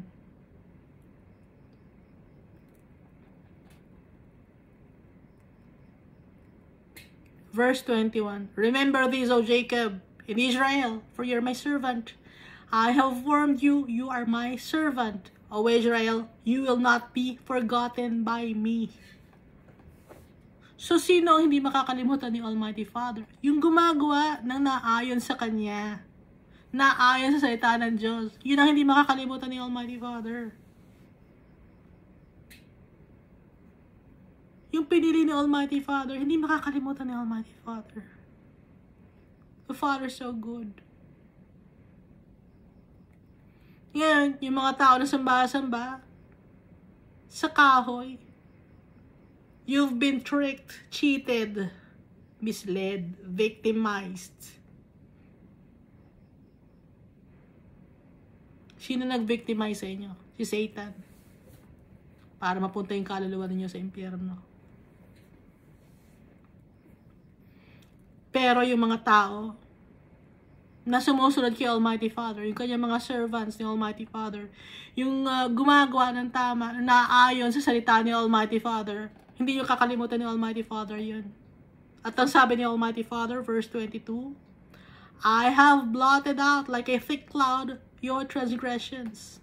Binura na ni Almighty Father yung kasalanan natin like a thick cloud. Alam nyo yung yung pag nagsusulat kayo, tapos may mali kayo sa sulat, anong ginagawa ninyo? May snowflake ba tawag doon? Yung pangbura na white, di ba pag nabura na ng white, wala nang mali. Pwede ko na ulit sulatan. Ganun ang ginagawa ni Almighty Father. I have blotted out like a thick cloud your transgressions, and like a cloud your sins, pati na ang kasalanan mo. Return to me, for I have redeemed you. Bumalik ka sa akin. Dahil binayaran kita. Malaki ang bayad sa'yo. Ginawa kita. Ako rin na nag-create sa'yo. Ako na nag-create sa'yo, pero ni-redeem na rin kita. Ang daming ginawa ni Almighty Father para sa atin. Pero matigas sa ulo natin, bulag tayo. Ayaw nating tignan. Yung ginawa niya para sa atin, mas ginugusto natin sundin ang mga tradisyon ng tao. Matigas ang ulo ng tao. Sabi ni Almighty Father sa Zechariah chapter 1 verse 3, Return to me, the Lord Almighty, and I will return to you. Laging sinasabi ni Almighty Father, bumalik na kayo sa akin. Return to me. This is 2 Chronicles chapter 30. For the Lord your God is gracious and compassionate. He will not turn His face from you. If you return to Him, bumalik na tayo sa tatay natin. Lamentations chapter 3 verse 40, let us examine our ways and test them, and let us return to the Lord.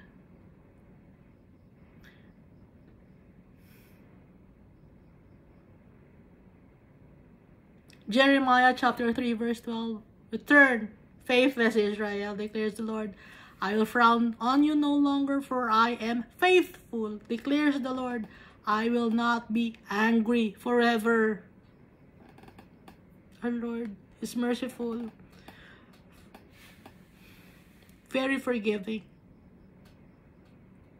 Hosea chapter 14 verse 2, take words with you and return to the Lord. Say to him, forgive all our sins and receive us graciously, that we may offer the fruit of our lips. Joel chapter 2 verse 12, even now declares the Lord, return to me with all your heart, with fasting and weeping in the morning.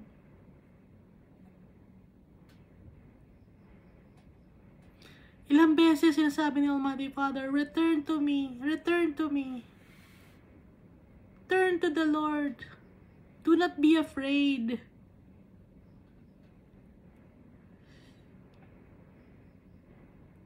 Return to me.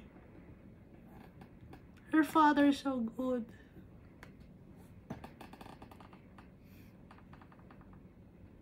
Now you know the truth. Kung dati hindi nyo alam, no? Dahil hindi tayo nagbabasa ng Bible. Ngayon alam na natin.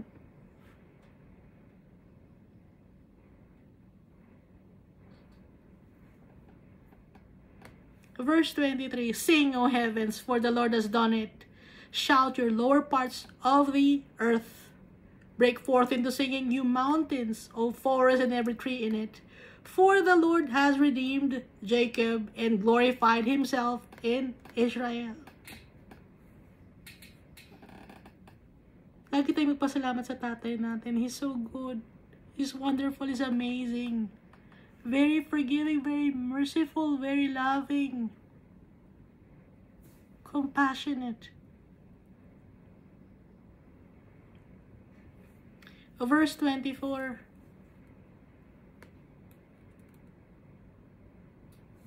Thus says the Lord your Redeemer, and He who formed you from the womb. I am the Lord who makes all things, who stretches out the heavens all alone. Sabi ni Almighty Father, ako ang gumawa lahat ng bagay. I stretch out the heavens. Mag-isa lang ako. Malawak ang heaven. Pinalawak ko. Ako lang mag-isa. Who spreads abroad the earth by myself. Pati yung mundo. Ginawa ko. Mag-isa lang ako.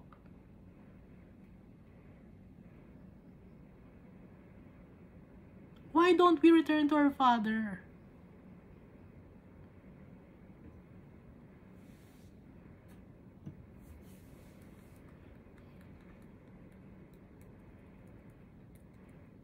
Verse 25, who frustrates the signs of the babblers and drives diviners mad, who turns wise men backward and makes their knowledge foolishness.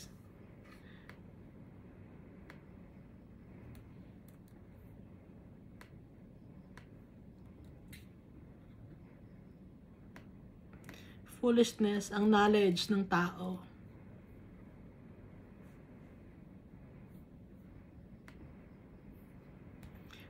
Who frustrates, no, or who hinders the signs of the babblers, yung mga mga nagve-theorize, yung mga nagfo-foresee ng event, yung mga not necessarily fortune tellers yung mga nagpa-plan, no? Mga planners, gaya nung nagpa-plan ng hindi sinasali si Almighty Father, may mga sign sila, tapos nagpa-plan sila. Pipigilan sila ni Almighty Father. The Almighty Father will frustrate them. The Almighty Father will hamper them, stop them. Abolishes their plans, nullifies their plans, thwarts their plans, those people, and drives diviners mad. Yung mga diviners naman, mali-mali ang check ng events.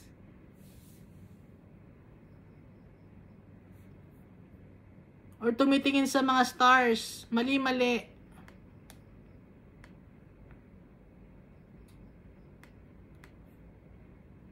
Who turns wise men backward? Yung magagaling wise decision maker. Hindi na sila magaling mag-decide ng mabuti. Baliktad na ang kanilang pagde-decide. Dahil kay Almighty Father. And makes their knowledge foolishness.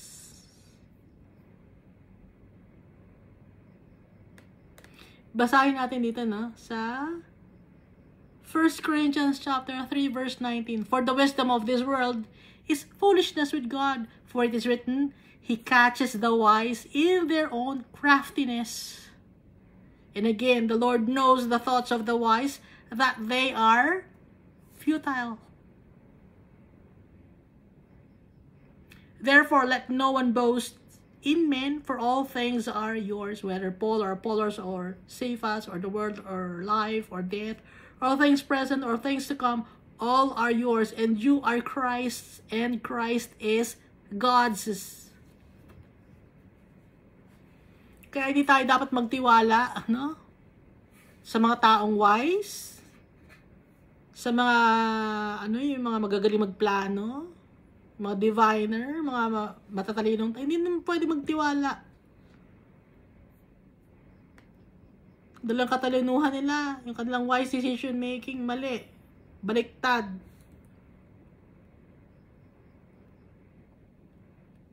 Verse 26, who confirms the word of his servant.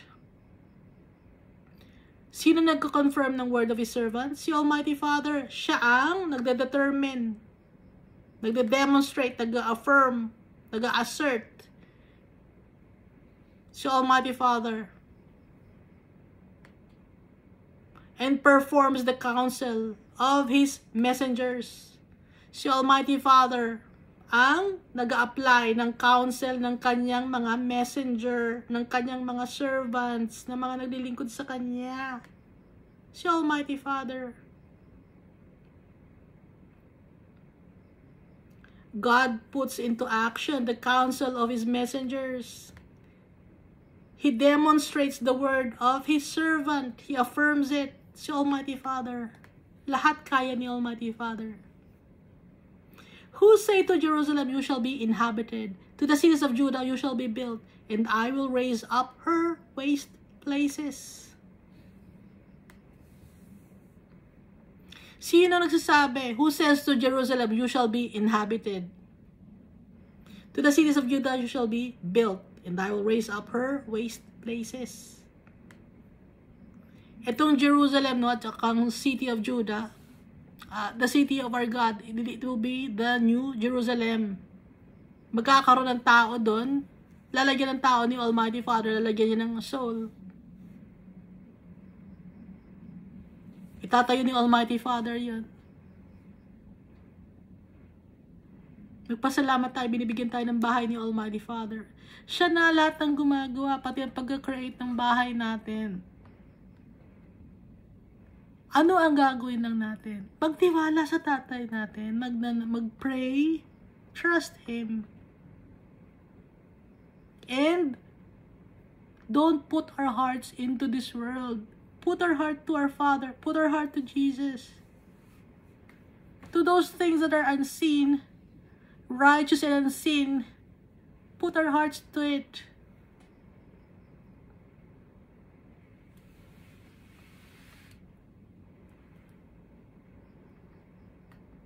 Save treasures in heaven. Hindi mananakaw yun. Pag nag-save tayo ng treasure in heaven, it means trusting Jesus Christ and the Almighty Father, because they are our riches and inheritance. Powerful yung tatay natin. Ulit-ulit ko, powerful. And so is Jesus Christ. Nasa sa kanya yung gloriousness ni Almighty Father. And He also forgives sins. Bakit hindi natin pagtitiwalaan sila into the treasure?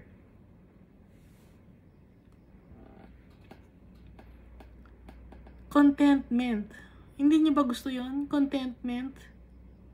Hindi niyo ba gusto yung eternal life in heaven?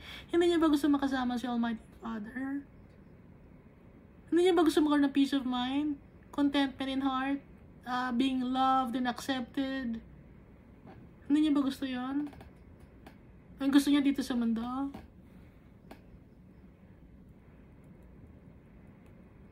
Verse 27.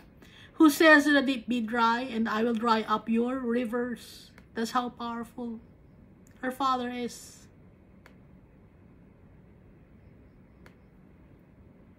Pag nag-pray, yung mga followers of Christ, gagawin ni Almighty Father because we trust Him. Tayo na kanyang mga servant, tayo na kanyang mga messengers. Tayo na mga nagtitestify that our God is good and powerful and holy.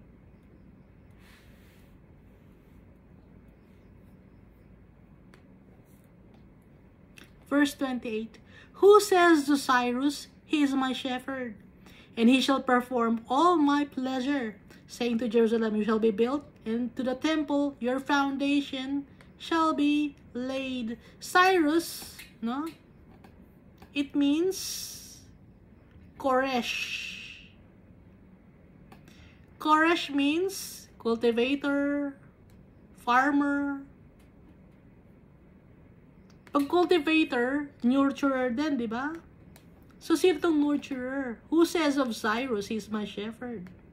Yung shepherd, nurturer siya ng mga sheep, di ba? So, sino to si Cyrus? Si Jesus.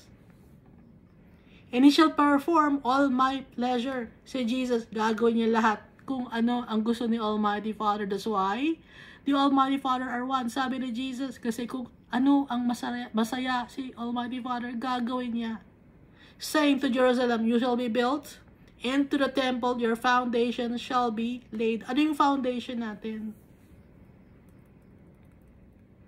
Sa nakapundasyon yung ating faith?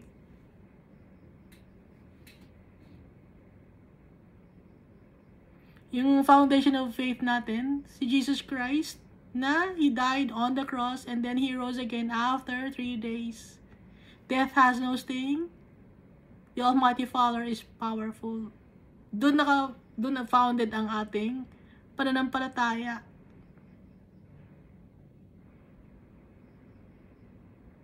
New Testament, New Covenant. At napatawad na tayo sa ating mga kasalanan. No? Kahit gaano man tayo kadumi.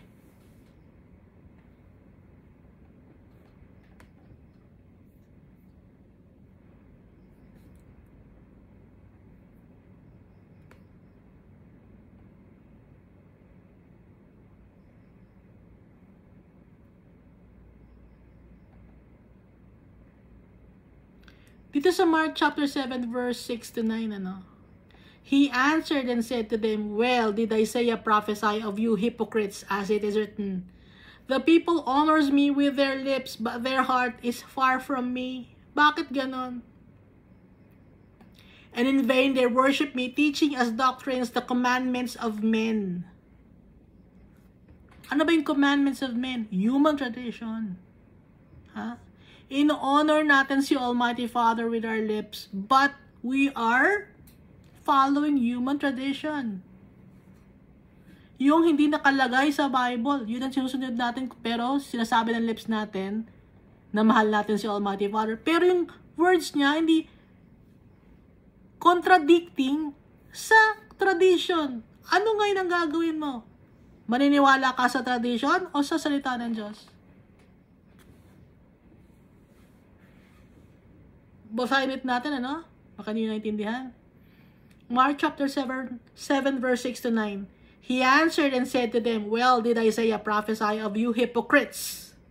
As it is written, these people honors me with their lips, but their hearts is far from me.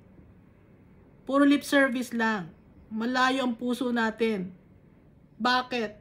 And in vain, they worship me. Walang kwenta yung pagsasamba nila sa akin. Bakit walang kwenta yung pagsasamba ng mga tao? Malayo ang puso nila kay Almighty Father. Kahit sinasamba nila si Almighty Father, pero malayo ang puso nila. Bakit? Teaching us doctrines, the commandments of men. Ang tinuturo nilang doktrina, yung utos ng tao. Ano ba yung utos ng tao? Tradition. For laying aside the commandment of God, you hold the tradition of men, the washing of pitchers and cups, and many other such things you do. Di ba meron pa kayo nakikita ko, naghuhugas pa kayo ng pitchel? Naghuhugas pa ng, ano ba yung mga pinupunas-punasan na ganon? He said to them, all too well, you reject the commandment of God that you may keep your tradition. Ano yung nire-reject na commandment ni Almighty Father para makip nyo yung tradition ninyo? Ha? Nire-reject yung commandment na wag gagawa ng graven image, wag sasabay ng graven image, pero ginagawa ninyo. So, you are rejecting God. You are rejecting the commandment of God so that you may keep your tradition.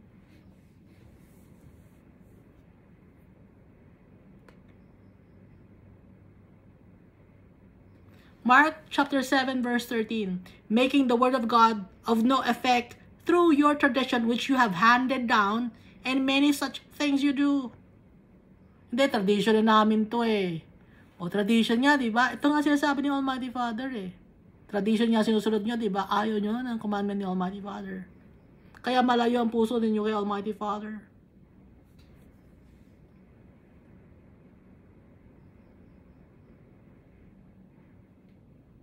Dito naman sa Colossians chapter 6, no? Colossians chapter 2. Colossians chapter 2, verse 6. As you therefore have received Christ Jesus the Lord, so walk in Him. Tinanggap na ninyo si Christ Jesus. Kaya, maglakad tayo ng naayon sa lakad ni Jesus. Rooted and built up in Him and established in the faith as you have been taught, abounding it in thanksgiving. Beware lest anyone cheat you through philosophy and empty deceit. Mag-ingat sa philosophy and empty deceit. Mga pilosopo, may mga nagtitwist ng katotohanan, ano? According to the tradition of men, according to the basic principles of the world, and not according to Christ. Ano ba yung, basic tradition, basic principles of the world? Kung paano create ang mundo. Ha? Basic principles of the world. According to the tradition of men, unang-una, at saka ano pa? Basic principles of the world. Ano ba yung basic principles of the world? How this world was created. Ano ang ginawa ng tao? Nagawa sila ng theory. Not according to Christ. So ngayon naiintindihan niyo na yung salita ni Almighty Father, hindi pa rin. Verse 9, for in Him dwells all the fullness of the Godhead bodily, and you are complete in Him who is the head of all principality and power. Si Almighty Father, head of all. Kaya complete tayo, satisfied and content tayo. Contented tayo with our Father. Yung basic principles of the world, dapat naayon kay Almighty Father. And remove the tradition. Kasi kung hindi naayon kay Almighty Father yun, yung tradition of men, huwag baliwala yun. Mapupunta kayo sa impyerno. Diretsa magsalita si Almighty Father. Kaya nga ito ay warning sa mga tao. Ngayon, kung hindi kayo maniniwala, you read the Bible on your own, ask God, ask the Holy Spirit to teach you these things so that you may understand God's words. This is not my words. This is the Almighty Father's words. Isaiah chapter 44. So, warning the Almighty Father because He loves us. Gusto niya tayong matuto. Gusto niya kayong matuto. Gusto niyang malaman ni Almighty Father na hindi tayo sa tradisyon ng tao, kundi ang susundin natin yung pinag-utos ni Almighty Father. Takot pala kayo sa tao eh. Bakit maliligtas ba kayo ng tao na nagturo sa inyo nun? Yung tao na nagturo sa inyo nasa impyerno. Gusto siyang sumunod sa kanya sa impyerno?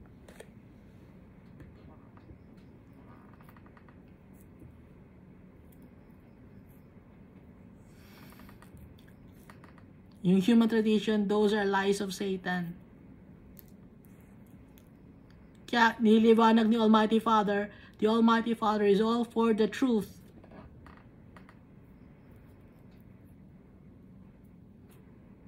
Masakit, no? Nasasaktan ba kayo? Ha? Hindi niyo matanggap? Kung hindi niyo matanggap, bahala kung hindi niyo matanggap.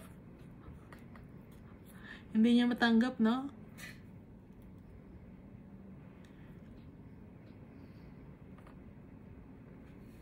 I did my part.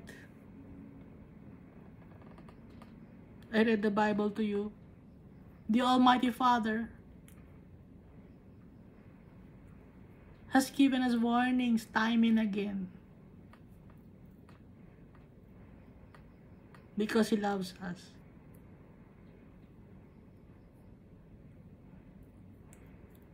So nasabi ko na. Wala na akong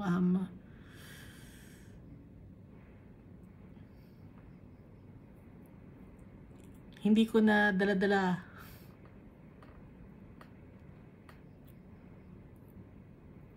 thank you, Almighty Father, for giving me the strength. I thank my Father for giving me knowledge and wisdom. Thank you, Holy Spirit. Thank you, Jesus Christ.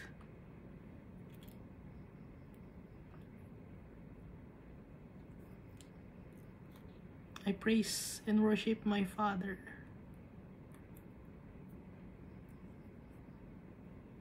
I praise Jesus Christ. And I lift up the Holy Spirit. Hindi matatapos ang pagta-thank you ko because yung kasalanan natin tinanggal na ng tatay natin. Blotted out, deleted, erased. Pag sa cellphone or sa internet ka nag-delete ng mga message, ng mga items, andito pa rin, no? Alam niyo ba yon? Pero pag yung Almighty Father, wala na talaga. If we have Jesus in our hearts, malinis ang tingin sa atin ni Almighty Father.